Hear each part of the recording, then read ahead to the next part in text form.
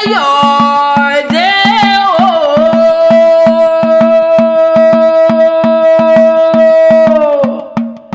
Oyèwọlé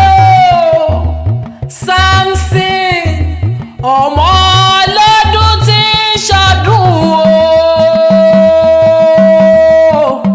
Mo ní o bọ́ta kó wá jó, bọ́ta kó wá jó o.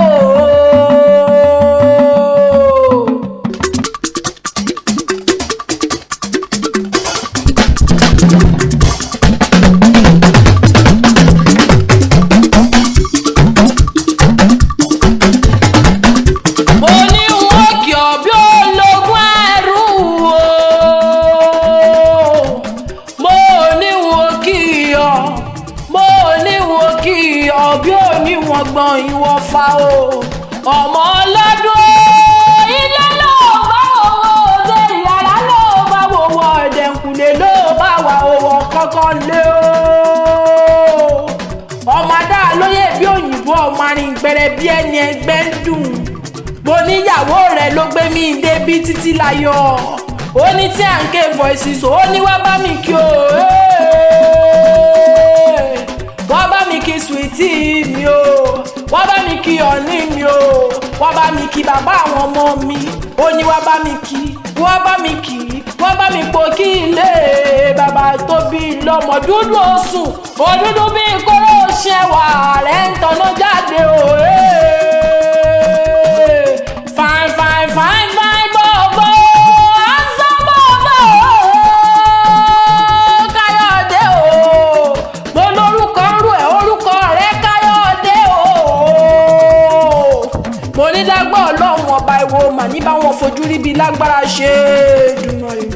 mo ní ṣe bí wọn náà ló yọwọ́ ṣe tí gbogbo obìnrin ń pa lọ́lọ́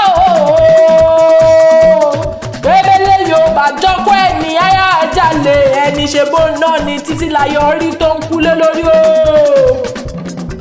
mo ní ṣe èrè ò wá ní báráyé nínú lágbára ṣe dùn gíga gíga lọ́wọ́ ń yọjọ́ ní gíga gíga ló mọ̀ wá ló mọ̀ ọbẹ̀ ní ìbẹ̀sùn àtẹlẹsẹ̀ àti ibẹ̀ náà mo ní o ìwọ ní ilé ọmọ ìwọ ẹlẹ́nu ọmọ o mo ní ìwọ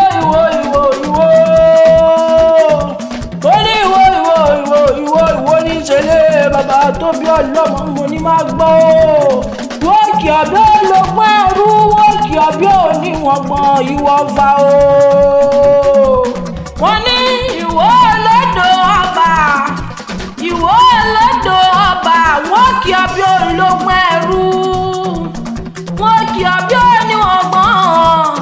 bí oníwọ̀n gbọ̀n ìwọ fa o ọmọ atẹ́nigbọ̀ ọlá ọmọ atẹ́nigbọ̀ rẹ̀ nílé òdìdẹrẹ́ o ọmọ atẹ́ni kí n tó mẹ́rẹ́